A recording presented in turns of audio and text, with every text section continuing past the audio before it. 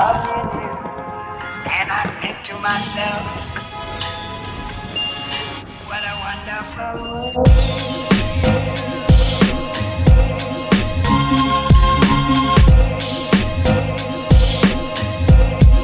What a wonderful world.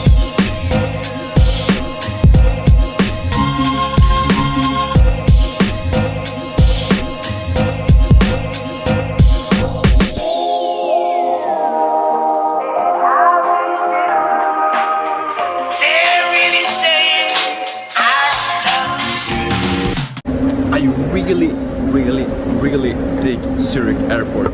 All the 2 times I've been here, everything's been super fluent, and it literally took me 18 minutes to get from the train, get off the train, through security and everything, and now I'm almost at the gate. Good Zurich.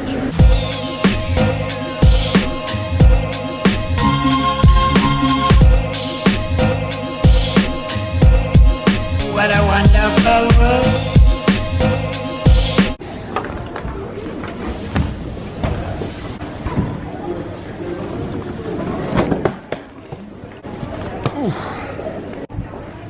Oh, and there's Lisa. Touchdown! I am back in Sweden. That also means that the training camp has come to an end. Very good days I spent with Nico in Freiburg. Lots of good training, good racing, and yeah, a lot of good talks as well about the future and stuff.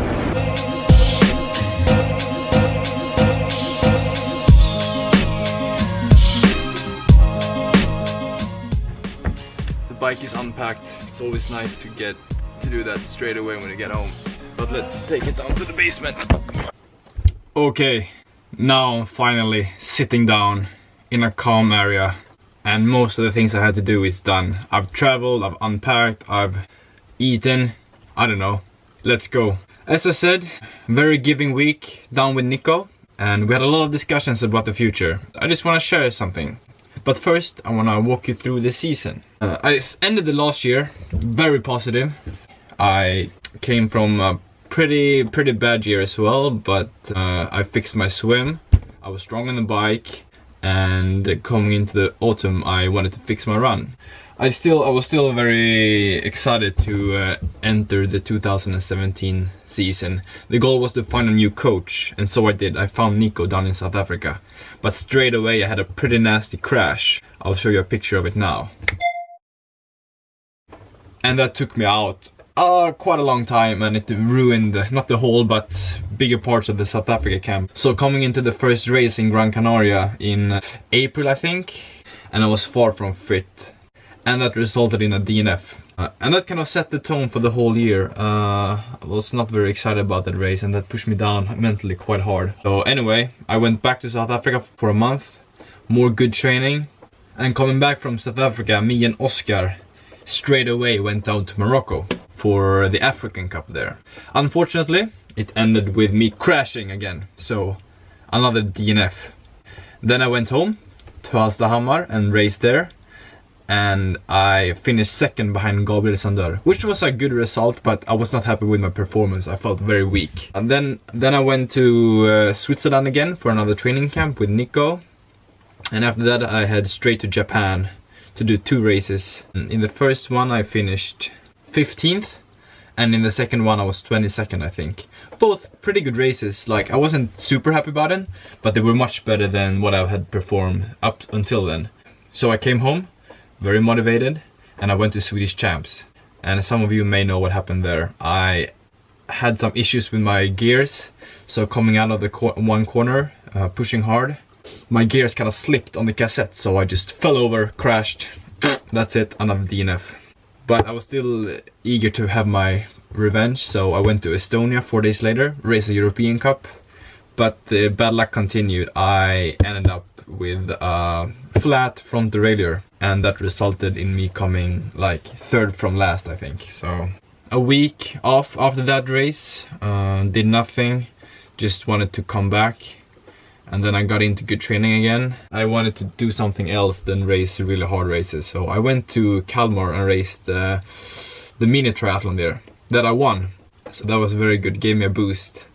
And then I decided just like that to do a half Ironman in Tjörn for a couple of weeks ago. And I came 3rd. And then now this weekend I won here in Switzerland, so I think I rounded up the season pretty good. But with that said, a season that hasn't been superbly good.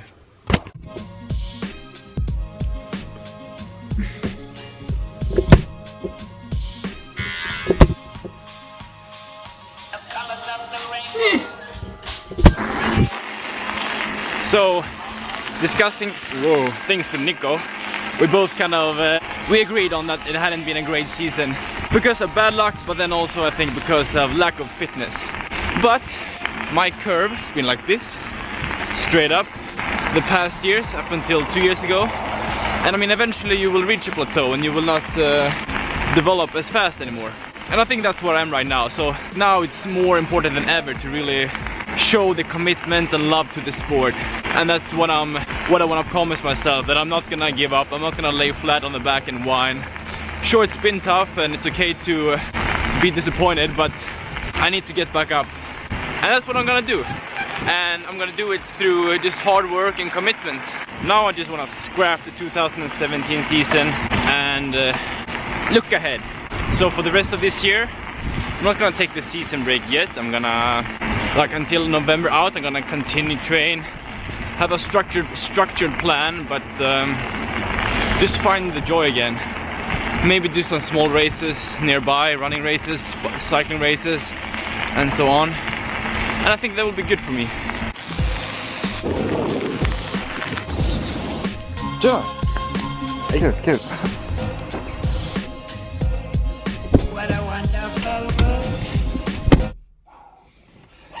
Alright, so in December this year, I will kick off the training again towards 2018. And up until that day, when the training starts, I need to change a few things.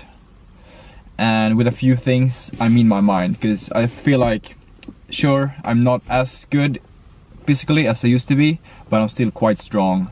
What's been weak is my mental game.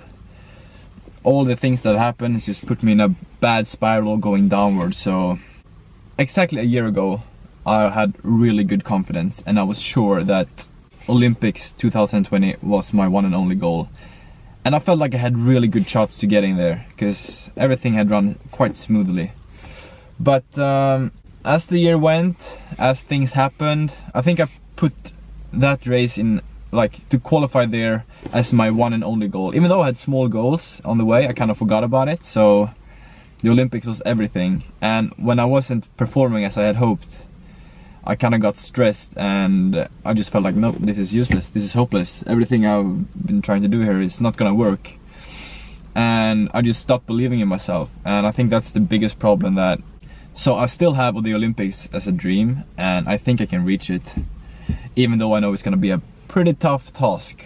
Instead of just looking at that, I mean, obviously I will try to set up smaller goals and make small progress along the way, and by that I think I will find the joy. I will reach the potential I had, and I will reach even better potential. Yeah, I think that's basically what I'm gonna try to focus on now.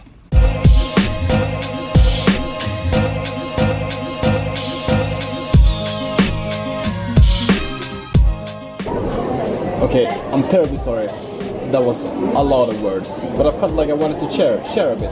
But to summarize it all, I'm taking kind of ending the racing season now, probably. I'm not sure yet, we'll see what happens. And then in December I will start build for next season. And until then I'm gonna try to recover mentally and physically. So that's basically it. I don't know if you can recognize yourself, but I'm back at the airport actually, which is pretty confusing, I think. But if you've been staying with me for this long, I can tell you that, I mean, it's been a shitty season. But if you have bad luck in games, then maybe you'll have luck with some other things.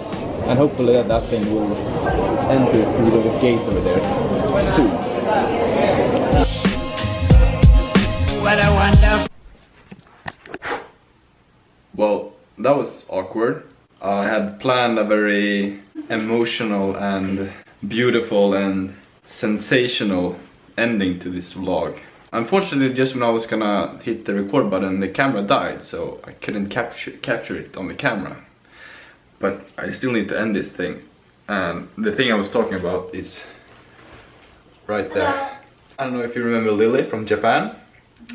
So she just came to Sweden, and God knows how long she will stay here. Yeah, so that's all I wanted to show really. So yeah, that's it. Have anything to say to the crowd? Bye, good night. Good night.